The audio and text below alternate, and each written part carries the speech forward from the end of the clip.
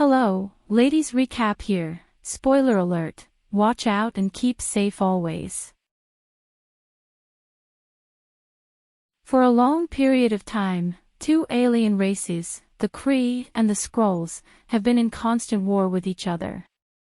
Since the Kree are the ultimately superior species due to their technological advancements, the Skrulls have been numbered down significantly, to the brink of extinction.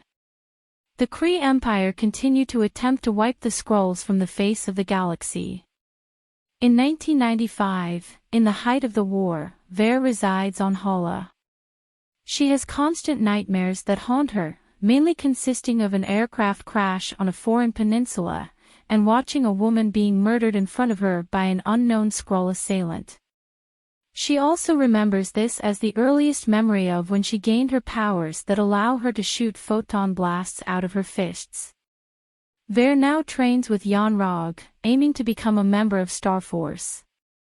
Although Yon-Rogg believes she is ready, the Supreme Intelligence, the artificial intelligence that rules the Kree Empire, figures otherwise but nonetheless allows Ver on the team, which consists of Minn-Erva, Korath, Bron-Char, and Att-Lass. Yon-Rogg gives the Star Force a briefing, to rescue a Kree operative named Soh-Larr. Yon-Rogg informs the team that Soh-Larr has been captured on the planet Torfa.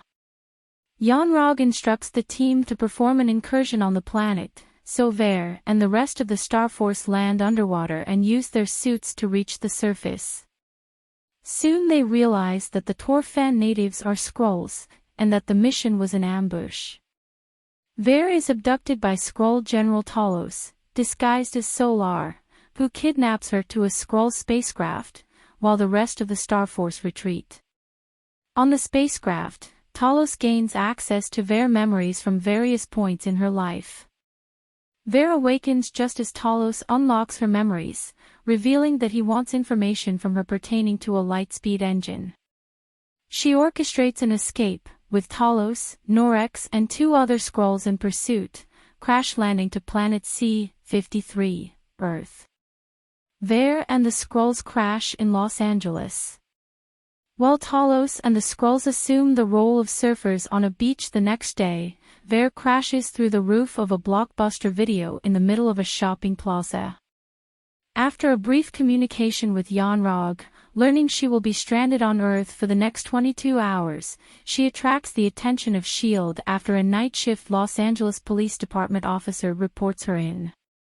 Nick Fury and Phil Coulson led by R. Keller arrive at Los Angeles to interrogate Ver, dismissing her Kree authority and her claims that the Skrulls have arrived on Earth. The interrogation is interrupted by one of the Skrulls. Ver gives chase to the Skrull on a subway train, but the Skrull evades her and escapes amid a crowd at a train station. Fury and Coulson give chase to Ver, but Fury realizes that Coulson was actually abandoned at the shopping complex, and the Coulson sitting passenger side next to him is a second Skrull imposter. The two have a scuffle, and the Skrull is killed when their car crashes into oncoming traffic. Ver utilizes a Skrull crystal containing her lost memories and begins recollecting them. She dresses in a civilian outfit she stole from a display and steals a motorcycle to drive to Poncho's bar in the nearby town of Rosamond. Fury and Keller, who at this point has been compromised by Talos, take possession of the deceased Skrull, and while performing an autopsy, Keller authorizes Fury to work with Ver, and eventually hand her in S.H.I.E.L.D. custody. Fury finds Ver at the bar, and now fully convinced that the Skrulls are a threat, the two question each other to ensure that they are not Skrull imposters.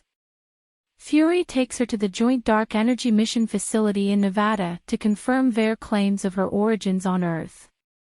She learns that she was a fighter pilot for the United States Air Force alongside a fellow comrade, Maria Rambeau, both under the tutelage of Wendy Lawson for Project Pegasus. Ver recognizes Lawson as the woman murdered in her dreams and later learns from Yon-Rogg that she was a Kree named Mar-Vell. Fury reports their location to Keller, and a posse of agents led by Keller arrive, including Coulson. Upon realizing that Keller had been compromised by Talos the whole time, Fury goes rogue with Ver, Coulson allows the two to escape.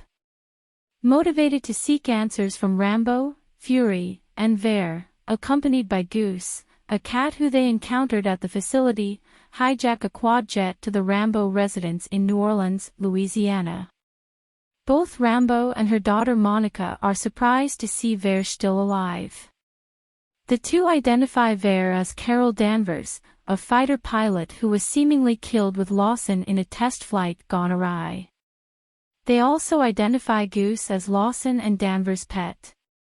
Talos and Norex arrive at the Rambeau residence, only to negotiate a temporary alliance after Talos reveals that he was in possession of a black box from the plane crash. Talos reveals that Danvers has been deceived by the Kree and that the Skrulls are simply homeless refugees constantly on the run from the Kree, on the brink of extinction. Upon hearing the recording from the black box, Danvers finally recollects the memory of what happened. The assassination was orchestrated by none other than Yon-Rogg, who had uncovered Mar-Vell's deception.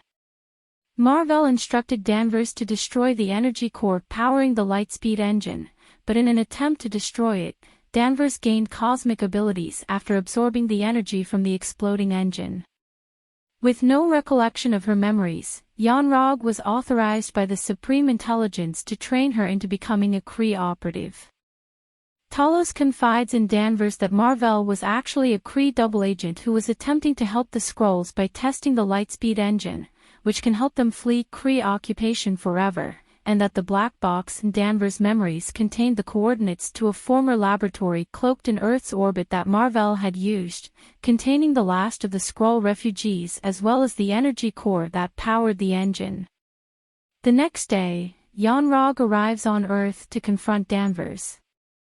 He quickly realizes that the Danvers he was communicating with was Norex, and swiftly executes him upon learning of the laboratory orbiting Earth, and learning that the source of the energy core is the Tesseract. Danvers, Fury, Talos, Maria, and Goose take the quad jet to the laboratory, and Talos is reunited with his wife and daughter. Danvers finds the Tesseract, but the Starforce ambush them and place Danvers under stasis to confront the Supreme Intelligence. In a final conversation with the Supreme Intelligence, Danvers removes the inhibitor that has been limiting her full power potential and engages in an all-out battle with the Starforce. Fury realizes that Goose is actually a Flurkin, and witnesses her abilities firsthand after she swallows the Tesseract and several Kree soldiers, echoing an earlier scene where Talos expressed fear of Flurkins and insisted that Goose was not a cat. In a battle for the Tesseract, Danvers overpowers Korath, Bron-Char and Att-Lass while the Skrulls escape on the quad jet with Rambeau and Fury. In the process, Talos is shot by Yon-Rogg, rendering him inoperable to fight. In a rage, Yon-Rogg authorizes Ronan and the Accusers to dispatch Kree ballistic missiles at Earth to kill Danvers and the Skrulls. Danvers destroys the missiles and one of the Kree warships, prompting the Accusers to retreat. Minn-Erva, the last operable Starforce member, intercepts the quad jet to the Mojave Desert, but Rambeau shoots her down. Yon-Rogg arrives on Earth and challenges Danvers to a duel, but she instantly incapacitates him with a photon blast, and sends him back to Hala with a warning for the Supreme Intelligence, declaring war. In the aftermath, Goose claws and blinds Fury's left eye while his guard is down. The Skrulls take temporary shelter at the Rambeau residence, where Talos begins to recover from his injuries. Before Danvers departs Earth with the Skrulls to find them a new home, she hands Fury a modified transmitter pager to call her in the event of an emergency. While drafting the Protector Initiative, Fury, upon learning that Danvers' call sign was Avenger during her time in the Air Force, renames it to the Avengers Initiative in her honor. In a mid-credits scene set in 2018, after Fury's death in the snap, several of the remaining Avengers, Steve Rogers, Natasha Romanoff, Bruce Banner and James Rhodes, analyze Fury's retrieved pager at the Avengers compound, but the pager suddenly shuts down. As the group discuss trying to find out who Fury was trying to contact, Danvers herself appears asking where he is. In a post-credits scene, Goose regurgitates the Tesseract on Nick Fury's desk, while he wasn't in his office. And thank you for watching. If you like this video, be sure to subscribe for more recaps.